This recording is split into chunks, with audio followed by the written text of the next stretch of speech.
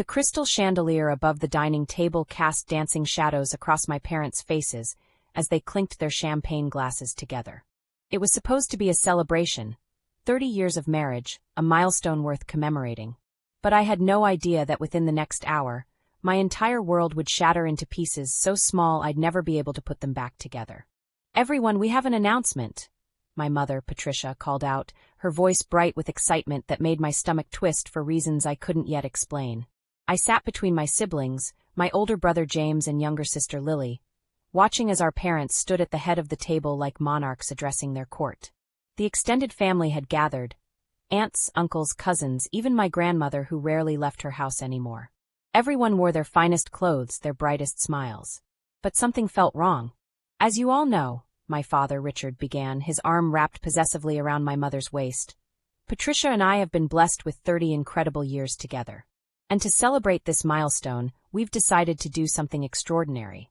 My mother's eyes sparkled as she continued. "We're taking the entire family to Hawaii for 2 weeks. All expenses paid. It's going to be the trip of a lifetime." The room erupted in cheers and applause. My cousins high-fived each other. My grandmother dabbed tears from her eyes. James pumped his fist in the air while Lily squealed with delight. I should have been happy. I should have joined the celebration. But a cold feeling of dread had already begun creeping up my spine, and I couldn't shake the sense that this joy was premature. Still, I forced a smile and joined in the excitement. "That's amazing. When do we leave?" My father's expression shifted so subtly that anyone else might have missed it. But I caught it, the flicker of discomfort, the tightening around his eyes. My mother's smile remained frozen on her face, but her grip on her champagne glass tightened until her knuckles turned white. "Next week," my mother said, her voice suddenly cooler than the ice in my water glass. "Wow, that's soon," I said, already mentally calculating if I could get time off work. "What day exactly?" "I need to request vacation time." The room had grown quieter now, as if everyone else sensed the shift in atmosphere that I was only beginning to perceive. My father cleared his throat, a sound that seemed to echo in the sudden silence. "Well, that's the thing, Rebecca," he said, using my full name instead of the Becca he'd called me my entire life. "We need to talk to you about the departure time." I felt my siblings' eyes on me. The weight of the entire room's attention pressed down on my shoulders like a physical force. Something was terribly wrong, and everyone seemed to know it except me. "What do you mean?" I asked, my voice smaller than I intended. My father exchanged a glance with my mother, one of those married couple looks that communicated volumes in a fraction of a second. When he turned back to me, his face had hardened into an expression I'd never seen directed at me before. "You don't need to know the departure time, Rebecca," he said, each word landing like a hammer blow. "Because you're not part of the us going to Hawaii."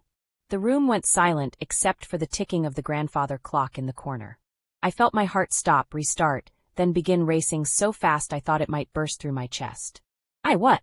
I managed to whisper. My mother stepped forward, and for a moment, I thought she might soften the blow, explain that this was some kind of misunderstanding or poorly executed joke. Instead, her next words cut deeper than any blade ever could. "You can stay behind and take care of all the kids," she said, her tone matter of fact, as if she were assigning me a simple chore rather than excluding me from a family trip. "The younger cousins, James's children, everyone's kids really. They're too young for such a long trip anyway." I looked around the table, desperate for someone to tell me this was a prank, that any second they'd all laugh and say, "Just kidding." But every face I saw confirmed the horrible truth. James wouldn't meet my eyes. Lily stared at her plate. My aunts and uncles shifted uncomfortably in their seats. You're serious?" I heard myself ask, though I already knew the answer. "Completely serious," my father confirmed. "We've already made all the arrangements. The kids will stay at our house, and you'll watch them while we're gone. It's the perfect solution." My hands began to tremble. I pressed them flat against the table, trying to anchor myself to something solid as the world spun around me. "But I'm your daughter. This is a family trip. Why would you?" "It's a trip for the adults in the family," my mother interrupted, her voice sharp now. "And frankly, Rebecca, we need people we can count on to handle responsibilities. You've always been so good with children." The implication hung in the air like poison gas. I was good enough to be their free childcare, but not good enough to be included in their celebration. Not good enough to be considered one of the adults worth bringing along, despite being 28 years old with a full-time job and my own apartment. "This is insane," I said, my voice rising despite my efforts to stay calm. You can't just exclude me from a family trip and expect me to babysit everyone else's children while you all go to Hawaii. My father's face darkened. We can and we are. This is not up for discussion, Rebecca. We've made our decision. What about James's kids? I demanded, gesturing toward my brother, who still refused to look at me. Why can't he and Sarah stay back with them? James finally raised his head, and I saw something in his expression that made my blood run cold. Not sympathy. Not support. Satisfaction. Because James deserves a vacation, my mother said simply.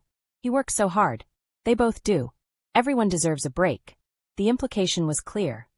Everyone except me. I looked at Lily, my baby sister, the one I'd protected from bullies in school, helped with homework, driven to countless activities when our parents were too busy. Surely she would speak up for me. But Lily just shrugged, a small smile playing at the corners of her mouth. Sorry, Becca. But I'm really excited about Hawaii. I've already bought 3 new swimsuits. The betrayal felt like drowning. Like being buried alive. Like every nightmare I'd ever had made manifest in my parents' elegant dining room. You know what the worst part is? I said, my voice shaking with barely controlled rage. It's not even that you're excluding me. It's that you announced this in front of everyone, making sure I'd be humiliated in front of the entire family. This was deliberate. My mother's mask slipped for just a moment, and I saw something cruel flicker in her eyes before she schooled her features back into placid indifference. Don't be dramatic, Rebecca. We're simply making practical arrangements. Practical? I stood so abruptly my chair scraped against the floor with a sound like a scream. You're taking a 2-week vacation to Hawaii and expecting me to provide free childcare for 7 children, and you think that's practical? Lower your voice, my father commanded. You're making a scene. I'm making a scene? I could hear my voice getting louder, but I couldn't stop it. 28 years of being the good daughter, the responsible one, the one who always did what was expected. It all came pouring out in a torrent of words. You just told me in front of 30 people that I'm not good enough to be included in a family trip, but I'm making a scene? My grandmother, who had been silent until now, finally spoke. Richard, Patricia, this does seem rather harsh. Stay out of this, Mother, my father snapped at her, and I saw my grandmother recoil as if she'd been slapped. That's when I knew. This wasn't about practicality or childcare, or any of the excuses they were giving. This was deliberate, calculated cruelty, and I had no idea why. Why? I asked, my anger giving way to something rawer, more painful. What did I do to deserve this? My parents exchanged another look, and this time my mother smiled. Actually smiled. You really want to know? She asked. Yes, I said, though every instinct screamed at me to run, to leave, to escape before she could say whatever was coming next. What my mother said in response would haunt me for the rest of my life. But in that moment, I couldn't have imagined just how deep their betrayal would cut, or what secrets were about to be revealed that would destroy not just this evening, but everything I thought I knew about my family and my place in it. My mother set down her champagne glass with deliberate precision, the clink against the table echoing in the suffocating silence. Everyone in the room seemed to hold their breath, waiting for what would come next. I stood frozen, my hands still gripping the back of my chair, bracing myself for an impact I couldn't yet see coming. You want to know why? My mother repeated, her voice taking on a tone I'd never heard before. Something between satisfaction and long-held resentment finally being unleashed. Fine. Let's talk about why. My father placed a hand on her arm, a warning gesture, but she shook him off. The mask of the perfect hostess, the loving mother, had completely fallen away, revealing something underneath that I didn't recognize. Do you remember 3 years ago, Rebecca, when you didn't come to our Christmas dinner? She asked. I blinked, confused by this sudden shift. I was sick. I had the flu. I told you. You told us, she interrupted, her voice dripping with sarcasm. But we saw the pictures on social media. You at that party with your friends, looking perfectly healthy, having the time of your life while your family waited for you. My mind raced back to that Christmas. I had been sick for the first 3 days. But by Christmas Eve I'd felt better, and my friends had convinced me to come to a small gathering. I'd posted one picture, just one, and I'd immediately regretted it. I was feeling better by then, I explained, my voice defensive. And I'd already told you I couldn't make it. I didn't think. You didn't think, my father cut in, his voice cold. That's exactly right. You didn't think about how it would look, how it would make us feel, to see you choosing your friends over your family. I felt like I'd stepped into an alternate reality. That was 3 years ago. And I apologized. You said you understood. We said a lot of things, my mother replied. But do you know what it's like, Rebecca, to always wonder if you're going to show up? To always be the family that accommodates your schedule, your needs, your priorities? James suddenly spoke up, and the smugness in his voice made my skin crawl. She has a point, Becca. You're always the last one to confirm for family events. Always the one with maybe on the RSVP. Because I have a job. I shot back. I can't always get time off at the last minute like you can. James worked for our father's company, with flexible hours and unlimited vacation time, a luxury I didn't have at my marketing firm. There's always an excuse, Lily chimed in, and I felt the betrayal cut even deeper. Always a reason why you can't quite commit, why you might be late, why you have to leave early. I looked around the table, seeing my family with new eyes. This wasn't an impulsive decision. This was planned, coordinated.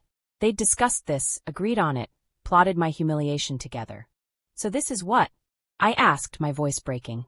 Punishment? For not being the perfect daughter. This is about finally being honest, my mother said, leaning forward. You've never really been invested in this family, Rebecca. Not the way James and Lily are. They show up. They participate. They make us a priority. I've done everything you've ever asked. I protested, feeling tears threatening to spill. Every family dinner, every holiday, every obligation, I've been there. Physically maybe, my father said. But your heart has never been in it. We can tell. We've always been able to tell. My Aunt Carol, my mother's sister, finally spoke up from her end of the table. Patricia, don't you think this is taking things too far? She's still your daughter. Which is why we're being kind enough to give her a purpose during our trip, my mother interrupted smoothly. Instead of just excluding her entirely, we're letting her contribute in a meaningful way. Watching the children is important. It's a responsibility. The gaslighting was so smooth, so practiced, that I almost questioned my own perception of reality. They were framing this exclusion as an opportunity, my hurt as ingratitude. You want to know what I think this is really about? I said, my voice steadier now as anger burned away the hurt. I think this is about control. I'm the only one who moved out. The only one who built a life outside of this family's orbit. James works for Dad, lives 10 minutes away, has dinner here 3 times a week. Lily still lives at home. But I have my own apartment, my own career, my own friends. And you can't stand it. The truth of my words hung in the air, and I saw my mother's face flush with anger. How dare you, she hissed. After everything we've done for you. What have you done for me? I demanded. What have you done that you haven't also done for James and Lily? In fact, what have you done for me that you haven't held over my head as proof of my debt to you? We paid for your college, my father said, his voice rising. You paid for everyone's college. And I worked part-time the whole time and got scholarships. I probably cost you the least of all 3 of us.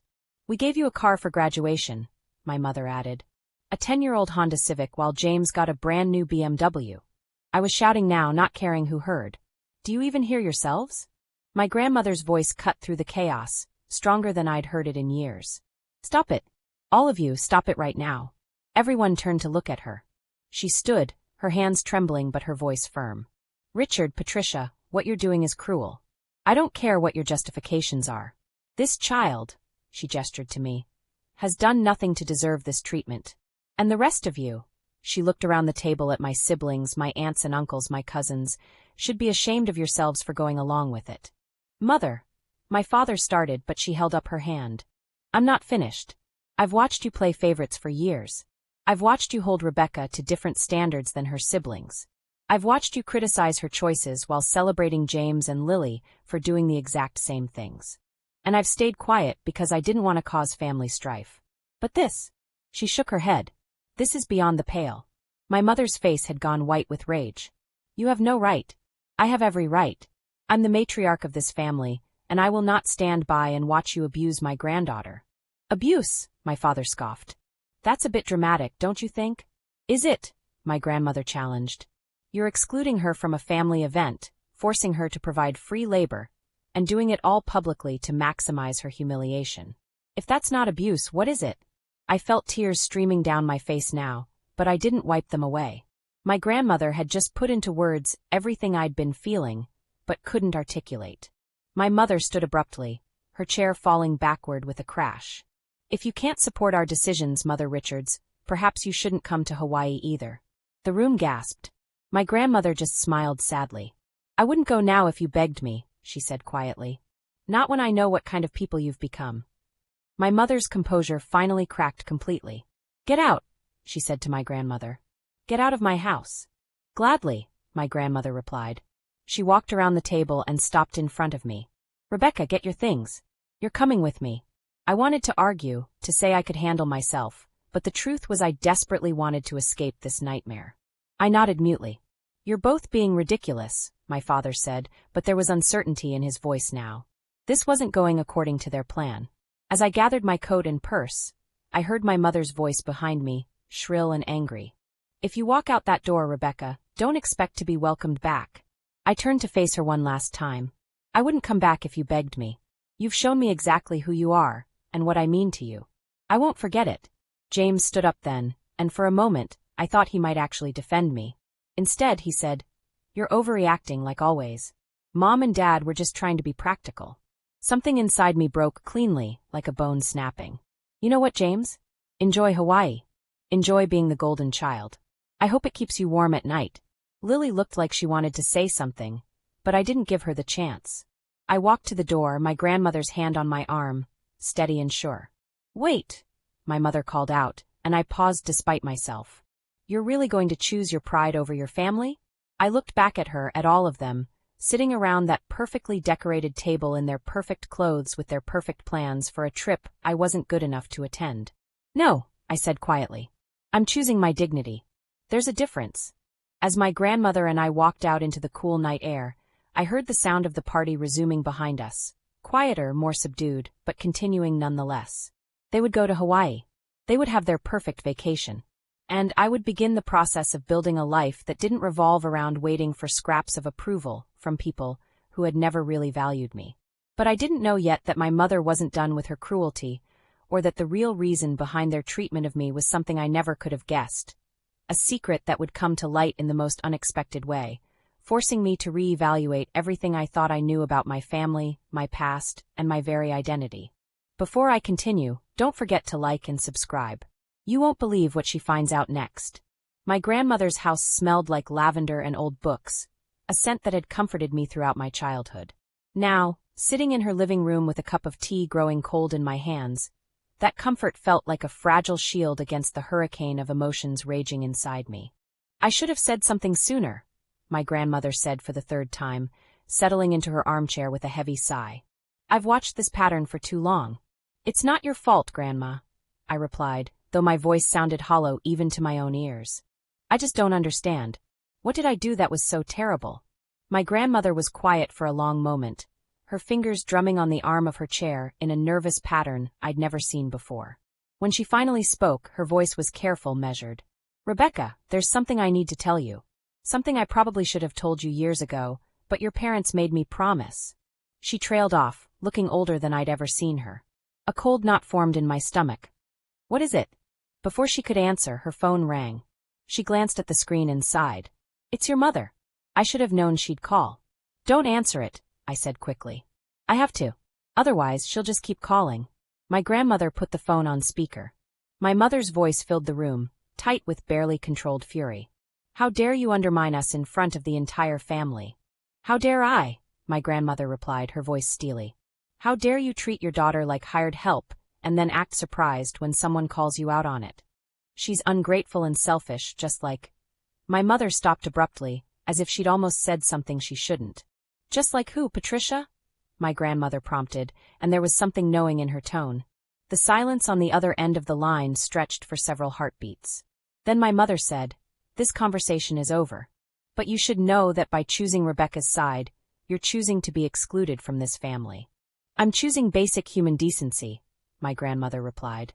Something you seem to have forgotten. My mother hung up without another word.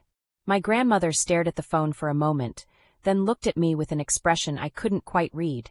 Part resignation, part determination. There's something you need to know, she said again. Something that explains a lot of what happened tonight. Grandma, you're scaring me. She stood up slowly, her joints creaking. Wait here. I watched her disappear down the hallway to her bedroom. I could hear her moving things around, the sound of a drawer opening, papers rustling. When she returned, she was carrying a small wooden box I'd never seen before. Your parents are going to hate me for this, she said, sitting down and placing the box on the coffee table between us. But after tonight, I don't particularly care what they think anymore. She opened the box, revealing a stack of letters tied with a faded ribbon. The paper looked old, yellowed with age, and the handwriting on the envelopes was elegant and unfamiliar. What are these? I asked. Letters from your biological mother, my grandmother said quietly. The room tilted. I heard the words, understood them individually, but together they made no sense. My what? Patricia is not your biological mother, Rebecca. Your father had an affair 29 years ago, and you were the result. Your biological mother, her name was Diana, she died in a car accident when you were 6 months old. Your father brought you home to Patricia, and they've raised you as their own ever since. I couldn't breathe. The walls of the room seemed to be closing in, the air growing thick and heavy. No, that's not possible. Why wouldn't they tell me? Because Patricia never wanted you, my grandmother said, and the bluntness of the statement was like a physical blow. She agreed to raise you because she didn't want the scandal of a divorce, and because your father promised he would end the affair, which he had already been forced to do when Diana died. But she's resented you every single day since. I felt like I was drowning. How do you know all this? Because I'm the one who took care of you for the first 3 years of your life, my grandmother explained. Patricia couldn't look at you without seeing your father's betrayal. So you lived here with me, officially, while they told everyone I needed help around the house, and you were keeping me company. It wasn't until you were old enough for preschool that they took you back full-time, and only then because people were starting to ask questions. My mind reeled through memories, seeing them in a new, horrible light. The way my mother always seemed slightly distant with me compared to how she was with James and Lily. The way she'd never been affectionate, never volunteered to help with my school projects or attend my performances unless my father pushed her. The way she'd always found something to criticize, some way I'd fallen short. The letters, I whispered. What do they say? My grandmother pushed the box toward me. Diana wrote these before you were born, and in the first few months of your life. She wanted you to have them someday, to know that you were loved, that you were wanted. I've kept them safe all these years, waiting for the right time. After tonight, she shook her head. There's never going to be a right time. You deserve to know the truth. With trembling hands, I untied the ribbon and took out the first letter. The date on it was 9 months before my birthday. My dearest baby, I don't know if you'll ever read this, but I need to write it anyway. I need you to know that you were conceived in love, even if that love was complicated, even if it was wrong in the eyes of the world. Your father is a good man caught in an impossible situation, and I am a woman who fell in love when she shouldn't have. But you are pure possibility. You are innocent of all the mistakes your parents made. And I want you to know that whatever happens, you were wanted. You are loved beyond measure. I had to stop reading because tears were blurring the words. I wiped my eyes and continued through letter after letter. Diana wrote about her pregnancy, her hopes for me, her fears about the future. She wrote about my father with a tenderness that made my heart ache. She wrote about the complications of their situation, how she'd met my father at a conference, how they'd tried to stay apart, but kept being drawn back to each other, how she'd found out about me 3 months before my father's wife did. In the last letter, dated just 2 weeks before her death, she wrote, "My sweet Rebecca, you're 6 months old now, and every day with you feels like a gift I don't deserve. I know our time together might be short, not because I have any premonition, but because the situation with your father's family grows more complicated by the day. His wife has agreed to raise you, but I can see in her eyes that she doesn't want to. She looks at you like you're a burden, a reminder of her husband's betrayal. I'm so afraid of what will happen to you if something happens to me. Will she love you? Will she protect you? Will she see you for the beautiful soul you are, or will she only see the affair that created you? If you ever feel unwanted, if you ever feel like you don't belong, I need you to know.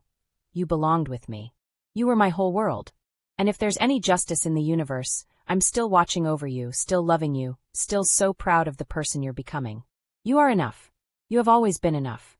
Don't let anyone make you feel otherwise. All my love, forever and always. Your mother, Diana." I sobbed openly now, clutching the letter to my chest. My grandmother moved to sit beside me, wrapping her arms around me as I cried for the mother I'd never known, for the love I'd been denied, for the childhood I'd spent trying to earn affection from a woman who had decided before I could even walk that I wasn't worth loving. Why didn't anyone tell me? I asked when I could speak again. Why did you all let me think Patricia was my mother? Your father made us all promise, my grandmother said, her own eyes wet with tears. He said it would be too confusing for you, too painful. He said you deserved a normal childhood, not one where you were marked as the child of an affair. And at first I believed him. But as you grew older, as I watched Patricia treat you differently than James and Lily, I started to think he was wrong. That you had a right to know. Does James know? Lily? I don't think so. Your parents have kept this remarkably quiet. But I can't be certain. I looked down at the letters scattered across the coffee table, pieces of a past I'd never known existed. This explains everything. The way she's always treated me. The way tonight went down.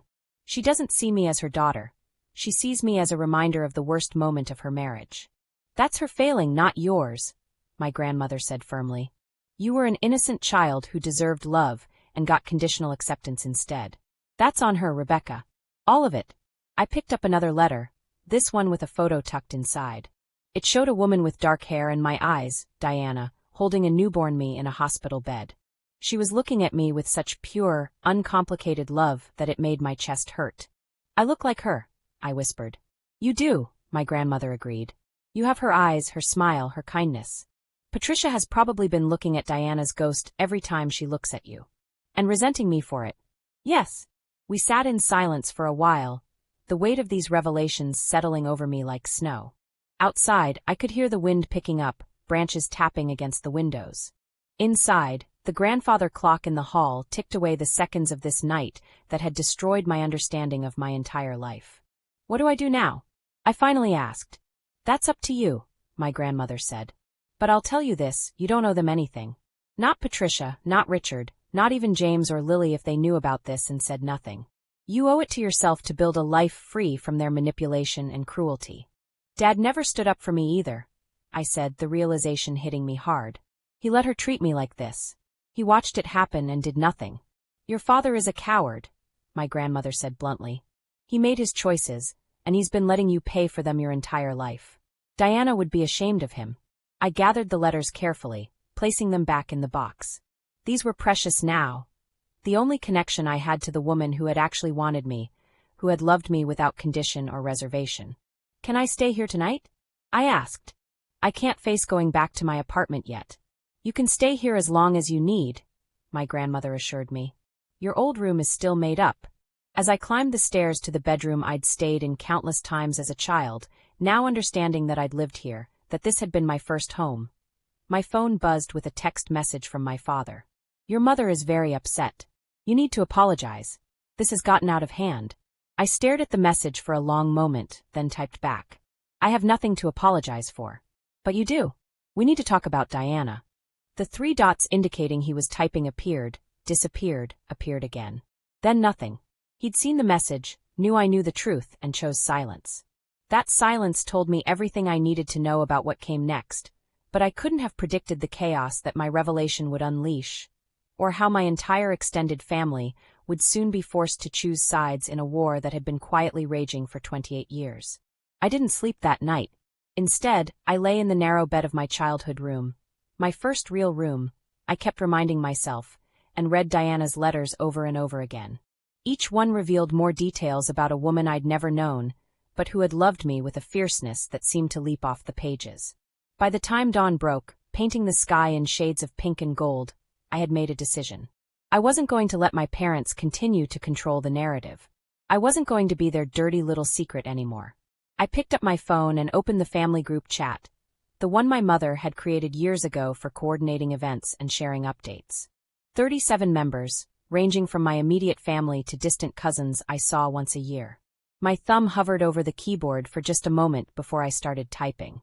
I need to share something with all of you, something that explains what happened last night at the anniversary dinner. I watched as the read notifications began to pop up. People were waking up, checking their phones, seeing my message. I could imagine the curiosity, the anticipation of more drama. I learned last night that Patricia is not my biological mother.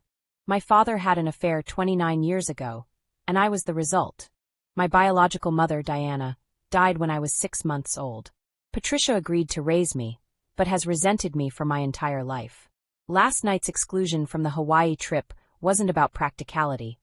It was about punishing me for existing, for being a constant reminder of my father's infidelity. I hit send before I could second-guess myself. The reaction was immediate and explosive. My phone began buzzing continuously with responses, calls, and private messages. I turned it to silent and waited. My grandmother appeared in the doorway, already dressed despite the early hour. "What did you do?" "I told them the truth," I said simply. She sighed, but there was a hint of pride in her expression. "You know this is going to cause a war." "Good. Let it. I'm done being the casualty of everyone else's secrets." Within an hour, my phone had over 100 notifications. I finally opened the group chat to see the chaos I'd unleashed. My Aunt Carol had written, "Richard, Patricia, is this true?" My Uncle David, "This explains so much." "Patricia, how could you treat a child this way?" Cousin after cousin chimed in, some expressing shock, some revealing they'd suspected something was wrong, some demanding answers from my parents. James was the first of my siblings to respond. "Becca, we need to talk. This isn't the way to handle this." Lily wrote, "Oh my God.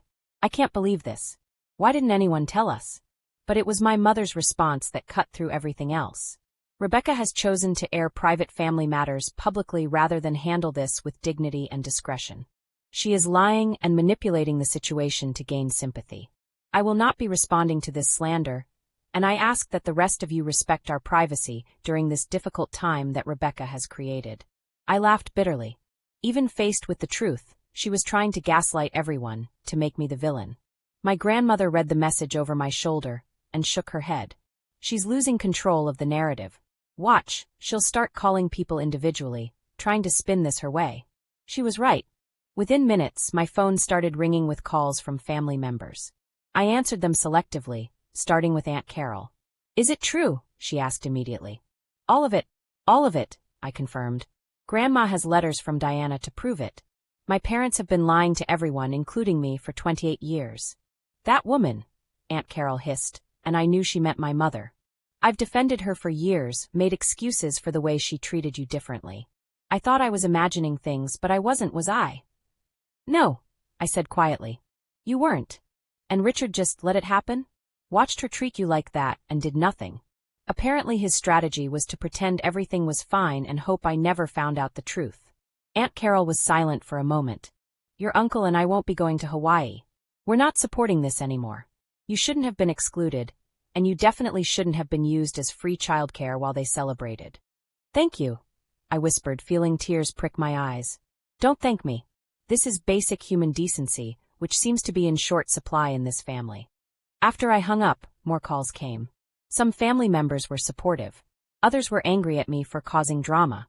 A few tried to play both sides, suggesting that while my parents had made mistakes, I shouldn't have exposed them publicly. To those people, I had the same response. They humiliated me publicly at their anniversary dinner. They planned it, coordinated it, and executed it in front of 30 people. I'm just making sure everyone knows why. By noon, the family had fractured into distinct camps. There were those who supported me, mainly the women who had witnessed Patricia's treatment of me over the years and felt guilty for not speaking up sooner. There were those who supported my parents, mostly Richard's business associates and social circle who valued appearances over truth. And there were the fence-sitters, desperately trying to stay neutral in a situation that didn't allow for neutrality. My father finally called me directly. I almost didn't answer, but something made me pick up. "Rebecca." His voice was strained, exhausted. "This has gone too far." "Has it?" I asked coldly. "Or has it not gone far enough? You had no right to expose private family business." "I had every right," I interrupted. "You and Patricia decided to make my existence private family business instead of just treating me like your daughter. That was your choice, not mine. Your mother, Patricia, she's devastated. You've turned the whole family against her." "You did that," I said firmly. "You cheated on your wife, had a child, and then spent 28 years allowing that child to be punished for your mistakes. Patricia did that by choosing cruelty over compassion." I just told the truth. "Diana was a mistake," he said, and the casual dismissal of the woman who had loved me, who had died, made my blood boil. "No, Dad. I'm the mistake, remember? That's how you've treated me my entire life. Diana was a person who loved you and loved me. She deserves better than to be called a mistake. You don't understand what it was like. Then explain it to me," I shouted. "Explain how it was so hard that you couldn't treat me with basic respect. Explain how your affair justified letting Patricia treat me like garbage for 28 years. She tried," he protested. "Patricia tried to love you, but every time she looked at you, she saw Diana. I know. Grandma told me. But Dad, I was a child. An innocent child who deserved love and got resentment instead. And you let it happen. You watched it happen. You participated in it. The silence on the other end of the line was deafening. I did the best I could, he finally said, his voice small. Your best wasn't good enough, I replied. And now the whole family knows it. I hung up before he could respond. My grandmother had been listening from the doorway. How do you feel? She asked. Honestly? Powerful. For the first time in my life, I'm not trying to make myself smaller to fit into spaces that were never meant for me. She smiled sadly. That's Diana's spirit. She never made herself small for anyone. Over the next few days, the fallout continued. James called, angry that I'd destroyed the family. When I pointed out that the family had been broken long before I said anything, he hung up on me. Lily sent long, rambling text messages alternating between sympathy and accusation, unable to commit to either side. But the most interesting development came from an unexpected source. 3 days after my revelation, I received a call from a number I didn't recognize. When I answered, a woman's voice said, Rebecca, my name is Jennifer Morrison. I was Diana's best friend. My heart stopped. You knew my mother? I did. And I've been waiting 28 years for someone to finally tell you the truth about her. Your grandmother has my number. Diana made sure of that before she died, in case you ever wanted to know about her. I heard through the family grapevine about what happened. Can we meet? We arranged to meet at a coffee shop the next day. Jennifer turned out to be a woman in her late 50s with kind eyes and Diana's picture in her wallet. She was terrified, Jennifer told me as we sat in a quiet corner booth. Terrified of dying and leaving you with Patricia. She knew, somehow she knew, that Patricia would never love you the way you deserved. How did she know? Because Patricia called her once. When you were about 3 months old. Diana's number was in your father's phone, and Patricia found it. She called Diana and told her exactly what would happen if she died. Said she'd raise you out of duty, but that you'd never be her child. Never be equal to her real children. I felt sick. She planned this from the beginning. Diana was devastated. She tried so hard to work out a different arrangement. Even considered asking her sister to raise you if anything happened to her. But your father insisted he could handle Patricia, that she'd come around. And then Diana died, and Jennifer's voice broke. I tried to stay in touch, tried to check on you, but your father cut off all contact with anyone who knew Diana. Said it was too painful, too complicated. He erased her, I said, understanding dawning. He erased her completely, so no one could tell me the truth. Not completely, Jennifer said, pulling out an envelope. Diana left this with me too. She made me promise that if anything happened to her, I'd make sure you got it when you were old enough to understand. I think you're old enough now. Inside the envelope was a letter and a small key. My darling Rebecca, if you're reading this, it means I'm gone and Jennifer has judged that you're ready to know the whole truth. I'm so sorry I can't be there to tell you myself. The key is to a safety deposit box at First National Bank under the name Diana Preston, my maiden name. Inside you'll find documents, photos, and a small inheritance I set aside for you. It's not much, about $50,000, but I wanted you to have something that was just yours, something your father's family couldn't control or take away. More importantly, there are letters in that box from your father, letters he wrote to me throughout our relationship. I kept them not as proof of our affair, but as proof that you were conceived in love, not just lust or carelessness. Your father loved me, Rebecca, and he loved you. Whatever has happened since I died, whatever choices he's made, I need you to know that in the beginning, you were wanted by both of us. There's also a letter in there that I need you to give to your father if he ever tries to deny what we had or deny that he wanted you. It's my insurance policy, my way of making sure he can't rewrite history to make you feel unwanted. Use these documents however you need to. Build your life on truth, not the lies that others might tell about where you came from. I love you forever. Mom. I looked up at Jennifer with tears streaming down my face. There's more. There's more, she confirmed. And I think it's time you got it. Your grandmother told me about the Hawaii situation. Diana would be furious. She'd want you to have every weapon at your disposal. We went to the bank that afternoon. The safety deposit box was small, but its contents were explosive. Letters from my father declaring his love for Diana, his excitement about my birth, his promises to leave Patricia and build a life with us. Photos of the three of us together. Him holding me, looking at me with genuine love and joy. And the letter Diana had mentioned, the one meant for my father. I opened it there in the bank's private viewing room. Richard, if our daughter is reading this, it means I'm gone and you've failed her. I knew you might. You're a good man in many ways, but you're weak when it comes to standing up to Patricia. You're more afraid of her judgment than you are committed to doing the right thing. So here's what our daughter needs to know. You wanted her. When I told you I was pregnant, you cried with joy. You held her in the hospital and called her your little miracle. You told me you'd leave Patricia and build a life with us, consequences be damned. But then I died, and you took the easy way out. You let Patricia dictate the terms. You chose comfort over courage. If you're trying to tell our daughter that she was a mistake, that I was a mistake, you're lying. The only mistake was not having the strength to fight for her after I was gone. Do better. Be the father you promised you'd be. Diana. I sat there in the bank, surrounded by evidence of a love story I'd never known, a father who had once wanted me, and a mother who had tried to protect me even from beyond the grave. My phone buzzed. It was a text from my mother, Patricia, one sentence. The Hawaii trip is canceled because of what you've done. I hope you're happy.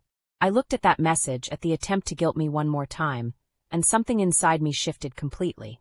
I wasn't the scared, approval-seeking daughter anymore. I was Diana's daughter, armed with truth and tired of being small. I took photos of everything in the safety deposit box. Every letter, every document, every piece of evidence. Then I posted one of the photos to the family group chat, the one of my father holding newborn me, looking at me like I hung the moon. This is what real love looks like. This is how my father looked at me before he decided protecting his reputation was more important than protecting his daughter. For everyone who thinks I'm overreacting or causing unnecessary drama, take a good look. Then ask yourselves why I don't deserve the same love now that I got then. The response was immediate and overwhelming, but I didn't stick around to read it. I had a decision to make about what came next, and it was going to be the most important decision of my life. 2 weeks after the anniversary dinner that destroyed my family, I stood in front of First National Bank one more time. This time I wasn't alone. Standing beside me were my grandmother, Aunt Carol and Uncle David, 2 of my cousins who had immediately sided with me, and Jennifer Morrison, Diana's friend who had become mine too. Are you sure about this? My grandmother asked, squeezing my hand. I'm sure, I said, though my heart was pounding. She deserves this. She was Diana. And what she deserved was to be remembered, honored, and celebrated instead of being treated like a shameful secret. After I'd posted the photo of my father holding me, the family chaos had reached a fever pitch. Patricia had tried to convince everyone that I was manipulating the situation, that the letters were fake, that I was having some kind of breakdown. But my father had remained conspicuously silent, which told everyone who was actually telling the truth. The Hawaii trip had indeed been canceled. Not because of me, but because 14 of the original 30 invitees had refused to go. My aunts, uncles, cousins, even my grandmother had all told my parents they wouldn't be participating in a celebration that excluded me based on circumstances of my birth.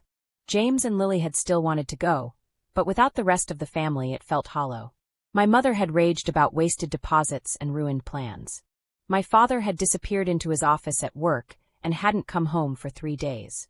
But that wasn't why I was at the bank. I was there to empty the safety deposit box and use Diana's inheritance exactly as she'd intended, to build a life on truth. The first thing I'd done was hire a lawyer. Not to sue anyone or cause more damage, but to understand my rights and options. The lawyer had been fascinated by my story and had worked for a reduced rate to help me. You're not entitled to anything from your father's estate unless he chooses to include you in his will, she'd explained. But your biological mother's inheritance is yours, free and clear. And legally, you have every right to know your own story. Birth certificates, medical records, everything. I'd obtained my original birth certificate. It listed Diana Preston as my mother and Richard Morrison as my father. It had been sealed when Patricia legally adopted me at age 2, something I'd never known had happened. But I was an adult now, and I had the right to access my own records. The second thing I'd done was reach out to Diana's family. Jennifer had helped me find Diana's sister, Karen, who lived in Portland. The phone call had been emotional. Karen had been trying to get in touch with me for years, but my father had blocked all her attempts. I have photos, she'd said through tears. Videos. Your mother's journals. Everything. I've been saving it all for you. We'd arranged to meet next month. For the first time in my life, I'd have family who wanted me not despite my origins, but because of them. The third thing I'd done was move out of my apartment and into my grandmother's house permanently. She'd insisted, saying the house was too big for just her anyway, and that Diana would have loved knowing I was there. Besides, she'd said with a mischievous smile, your presence here drives Patricia absolutely crazy, and at my age, I'm entitled to a little petty revenge. But today's task was the most important one. Using Diana's inheritance, I'd commissioned a memorial bench in the city park where, according to Jennifer, Diana used to take me when I was a baby. It would have a plaque. In loving memory of Diana Preston. 1968 to 1997. Devoted mother, cherished friend. You are enough. You have always been enough. The bench was being installed this morning, and I'd invited everyone who had supported me to see it. I'd also invited my father. He was the only one from my immediate family who showed up. I saw him standing at the edge of the small gathering, looking older and more haggard than I'd ever seen him. He'd lost weight. His suit hung loosely on his frame. When our eyes met, he looked away. The ceremony was simple. Jennifer said a few words about Diana, her kindness, her humor, her fierce love for me. My grandmother read one of Diana's letters aloud, the one about how I was wanted and loved. Several people cried. When it was over and the small crowd began to disperse, my father approached me hesitantly. Rebecca, he started, but his voice broke. Don't, I said quietly. Not here. Not now. Please. I need to explain. You've had 28 years to explain. I cut him off. You chose silence. You chose to protect Patricia's feelings over mine. You chose to let me believe I wasn't good enough instead of telling me the truth about why she treated me that way.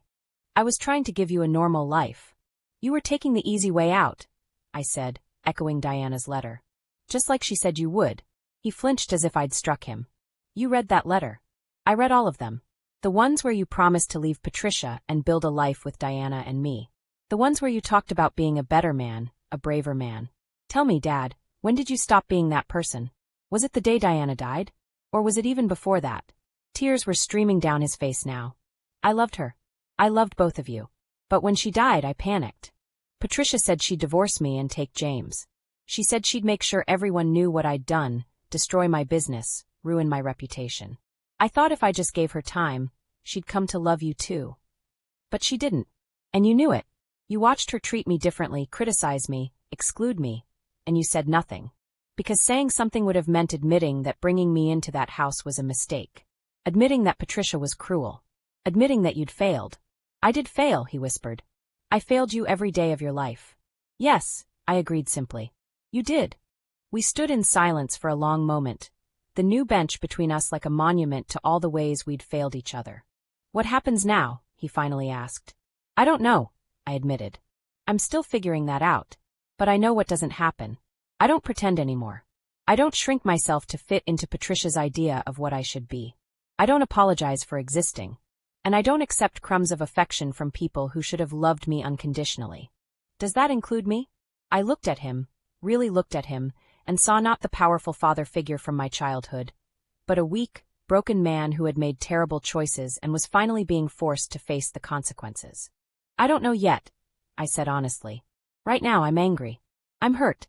I'm grieving for the childhood I should have had, and the mother I never got to know. Maybe someday I'll be ready to have a relationship with you. But it won't be the same as before. It can't be. I understand, he said, though his voice was thick with unshed tears. Do you?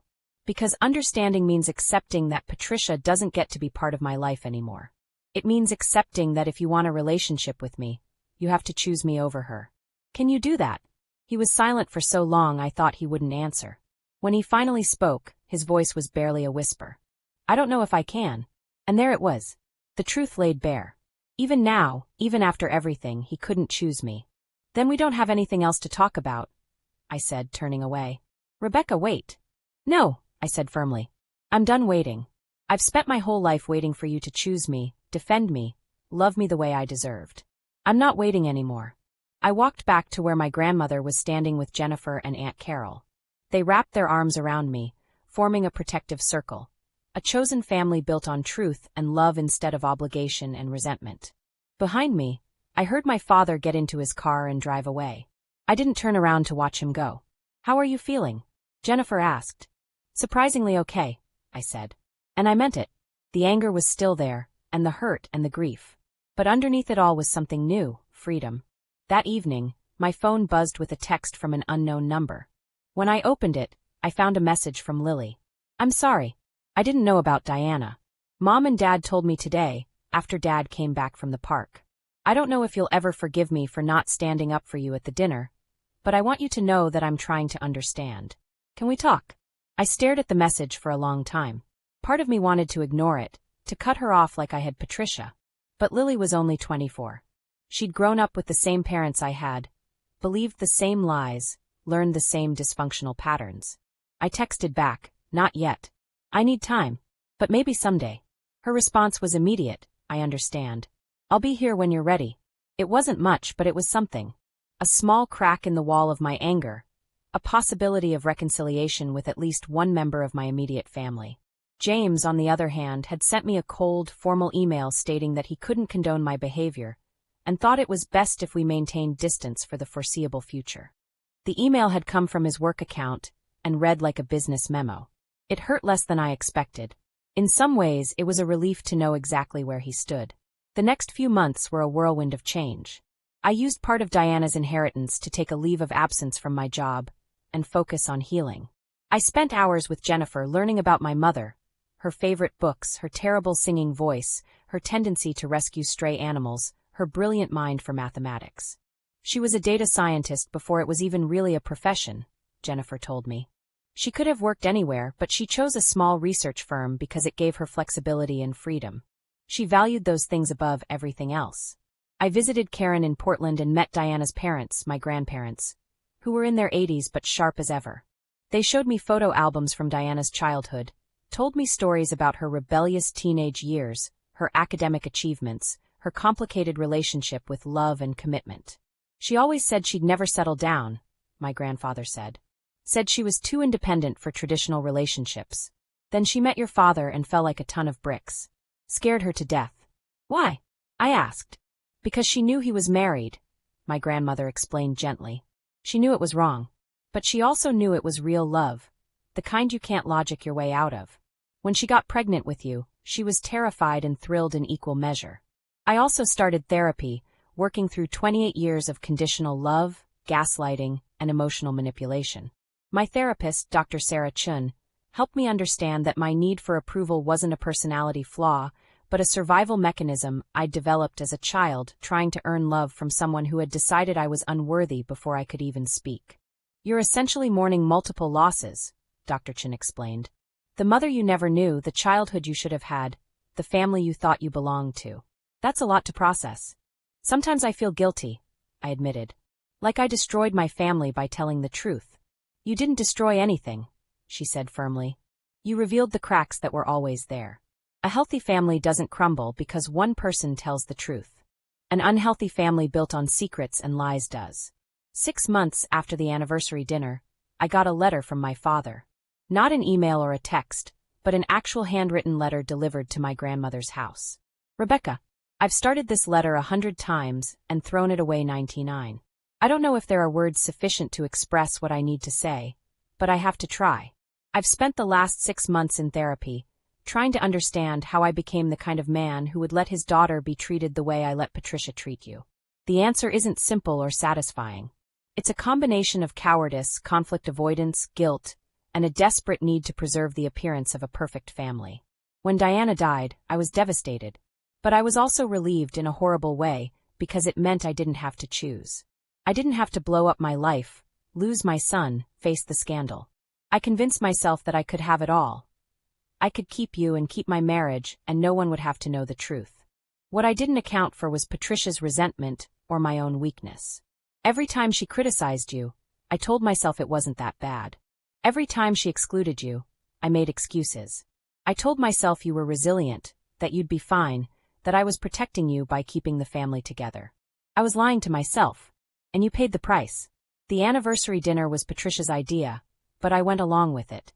She wanted to punish you for missing Christmas 3 years ago, for not being enthusiastic enough about family events, for existing and reminding her of the worst moment of our marriage. I knew it was cruel. I knew it was wrong. And I said nothing because saying something would have meant finally choosing you over her. I failed you again. I'm writing now not to ask for forgiveness. I don't deserve it, but to tell you that I'm filing for divorce. It's 3 decades too late, but I can't keep living the lie anymore. Patricia and I have been sleeping in separate rooms since the dinner. We barely speak. Our marriage has been over for a long time. I was just too cowardly to admit it. I'm also changing my will. Everything I have will be split equally among you, James and Lily. Patricia will get what's legally required in the divorce, but no more. You deserve at least that much from me. I don't expect you to respond to this letter. I don't expect you to want a relationship with me. But I needed you to know that you were right about everything. Diana was right about me. I was weak when I should have been strong. I chose comfort over courage. And my beautiful daughter paid the price. I'm trying to be better. It's too late for you, but maybe not too late for me to become the man I should have been all along. I love you. I've always loved you. I'm sorry it took losing you to figure out how to show it. Dad. I read the letter 3 times, crying through each reading. It was everything I'd wanted to hear and nothing that could fix what had been broken. I showed it to my grandmother, who read it with pursed lips and a skeptical expression. What do you think? I asked. I think your father is finally growing a spine, she said. Whether it's genuine transformation or guilt-driven performance remains to be seen. Time will tell. Should I respond? That depends. Do you want to? I thought about it for a long time. I think I want to leave the door open. Not wide open but cracked. Just enough that if he proves himself over time, maybe we could have some kind of relationship.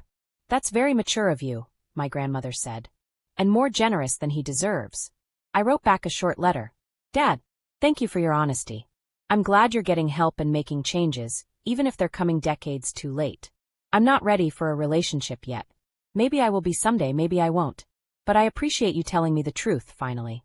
If you're serious about being better, prove it through your actions, not your words. Actions are the only currency I trust anymore. Rebecca. I didn't sign it love or your daughter. Just my name. It felt appropriate. A year after the anniversary dinner that changed everything, I stood in front of a different kind of celebration. I was in my first apartment that was truly mine, purchased with Diana's inheritance combined with my own savings. The walls were painted a cheerful yellow that Patricia would have hated. Photos of Diana covered one wall, a memorial and a declaration. My grandmother was there, of course, sitting in the place of honor. Jennifer had come, along with Aunt Karen and several cousins from Diana's side. Aunt Carol and Uncle David brought their kids. Even Lily had come, hesitant and uncertain but trying.